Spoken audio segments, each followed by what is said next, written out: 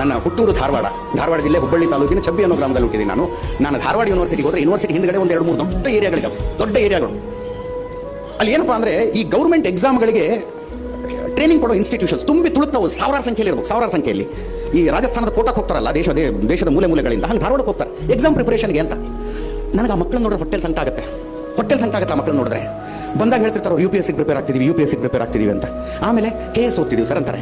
ಲಾಸ್ಟಿಗೆ ಹೆಂಗ್ ಬರ್ತಾರೆ ಅಂದ್ರೆ PDO ಎಕ್ಸಾಮ್ ಕರೆದ್ರು ಬರೀತಿರ್ತಾರೆ, ಕಾನ್ಸ್ಟೇಬಲ್ ಎಕ್ಸಾಮ್ಗೂ ಬರೀತಾರೆ, ಪ್ರೈಮರಿ ಸ್ಕೂಲ್ ಟೀಚರ್ ಎಕ್ಸಾಮ್ಗೂ ಬರೀತಾ ಇರ್ತಾರೆ. ಯಾವ ಕನಸು ಕಟ್ಕೊಂಡು ಬಂದು ಏನಾದ್ರಿ ನೀವು ಅಲ್ಲಿ ಅಂತ? ಅದಕ್ಕೋಸ್ಕರ ನೆನ್ನೆ ತಾನೇ ನಾನು ಆಫೀಸ್ಗೆ ಒಂದಷ್ಟು 8 ಹುಡುಗರು ಬಂದು ಡೆಲಿಗೇಷನ್ 402 ಜನ ಪೊಲೀಸ್ ಸಬ್ ಇನ್ಸ್ಪೆಕ್ಟರ್ಗಳ ನೇಮಕಾತಿನ ರಾಜ್ಯ ಸರ್ಕಾರ ಅದಕ್ಕೆ ತಡೆ ಹಿಡಿದಿದೆ, ಅದನ್ನ ದಯವಿಟ್ಟು ಮಾಡಿ ಅಂತ ನಿಮ್ಮನ್ನು ಸುದ್ದಿ ಪ್ರಸಾರ ಮಾಡಿ ಅಂದ್ರು. ನಾನು ದೇವರಾಣೆಗೂ ಮಾಡಲ್ಲ ಸುದ್ದಿ. ನಾನು 402 ಜನರ ಭವಿಷ್ಯ ಮಾಡ್ದಂಗಾಗತ್ತೆ. ಏನ್ ಮಾಡ್ತೀರಿ ಸಬ್ ಇನ್ಸ್ಪೆಕ್ಟರ್ ಆಗಿ? ಏನೋ ಬಂದೋಬಸ್ತ್ನಲ್ಲಿ ಸಮಸ್ಯೆ ಆಯಿತು ಅಂತ IPS ಆಫೀಸರ್ಗಳ ಮೇಲೆ ಮುಖ್ಯಮಂತ್ರಿಗಳ ಕೈ ಎತ್ತೋ ಪರಿಸ್ಥಿತಿ ನಾವು ಬದುಕ್ತಿರುವಾಗ ಸಬ್ ಇನ್ಸ್ಪೆಕ್ಟರ್